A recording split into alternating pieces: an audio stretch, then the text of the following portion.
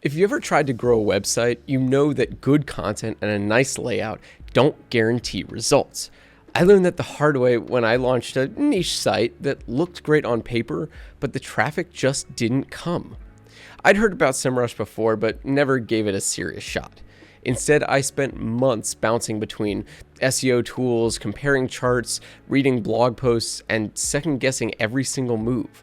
It felt like I was always reacting, never really understanding what was working. Semrush pulled it all into focus. It helped me track rankings, analyze my content, fix technical issues, and keep an eye on competitors. So in this video, I'll break down what Semrush actually does, how it helped me get unstuck, and a few areas where it's still got room to grow. And by the end, I'll let you know whether I think it's worth investing in if you're serious about online presence. So if you're unfamiliar, Semrush is basically your all-in-one toolkit for getting more traffic online. It started out focused on SEO, but now it covers way more. Content planning, paid ads, social media, you name it.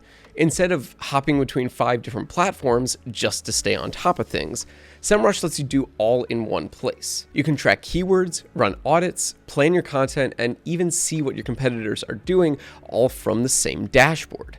It's designed for marketers, freelancers, agencies, anyone trying to compete and draw in viewers.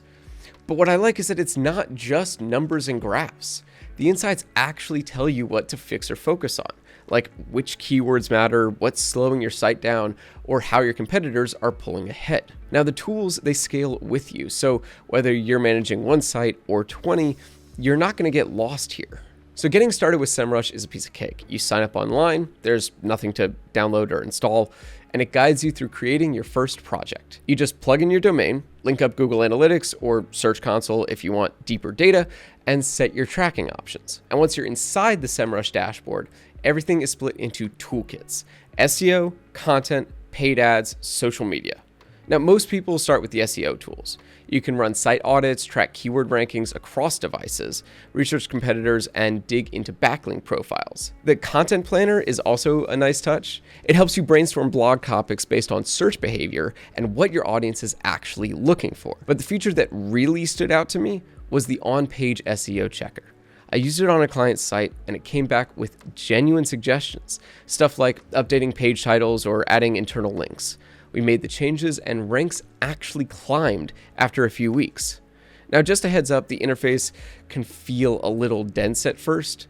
There's a lot going on there, but once you get the hang of it, everything flows seamlessly.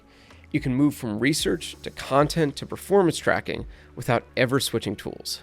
All right, let's talk pricing. Semrush has 3 main plans: Pro, Guru, and Business. Pro is the starter level. It runs about $140 a month, or closer to $120 if you pay annually. It's aimed at freelancers or small in-house teams and gives you 5 projects, 500 tracked keywords, and access to all the core SEO tools. Guru is the mid-tier, and honestly, probably it's the best fit for most people watching this video. It's about $250 a month, or just over $200 if you go with the yearly plan. You get 15 projects, 1,500 keywords, and add features like historical data and content marketing tools. Then there's their business tier, which is closer to $500 monthly, or $415 if billed annually. This one is really built for full-size agencies juggling a ton of clients. You got 40 projects, 5,000 keywords, API access, and full team workflow tools. It is definitely an investment. But if you're currently paying for a bunch of separate SEO and content tools, this can end up being a better deal. And you do get a 7-day free trial for all of them to see if it's a good fit. So if you do want to check out Semrush for yourself, there's a link in the description. For most products we talk about, we've got special deals that you wouldn't find just going straight to their website. Now, if you compare Semrush side by side with something like Ahrefs, right? The core features look pretty similar: keyword research, backlinks, competitor data, but they each lean in a different direction. Ahrefs is great for SEO specialists. It has a super clean interface and is great for backlink data. It's really good at giving you fast, focused information. Semrush, on the other hand, goes wider. Along with SEO, you get tools for content marketing, paid ads, social media, and detailed site audits. Ahrefs places less emphasis on paid advertisement, so if PPC is part of your strategy, Semrush probably has the edge here. But where Semrush really won out for me is how the tools connect.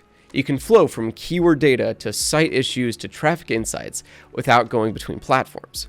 So yeah, if you're doing SEO, like that's it, RFs might feel simpler, but if you're running a broader digital strategy, Semrush just has so much more to grow into. So for me, Semrush is one of those tools that just proves its value the more you use it. I didn't dive into every single tool right away, but the more I got into the platform, the more I realized just how much it can actually do. Whether I was helping a friend with some local SEO issues or keeping tabs on competitors, it gave me what I needed, all in one place. Now, it's not perfect. The interface has we'll call it a bit of a learning curve, and the pricing can feel like a lot if you're just getting started. But if digital marketing is a serious part of what you do, I'd say it's worth the investment. What I like most is that Semrush doesn't try to impress you with flash. It just works. I've used RFs, I've used a few others, and Semrush is the one that I keep coming back to. It's solid and reliable, and it helps you make smarter decisions with less guesswork. And just a quick reminder, if you want to check it out for yourself, there's a link down in the description. Like I mentioned earlier, most of the time we've got special deals that you wouldn't find if you went straight to their website. Now, as always, I enjoy hearing your thoughts, so feel free to leave any questions or comments down below.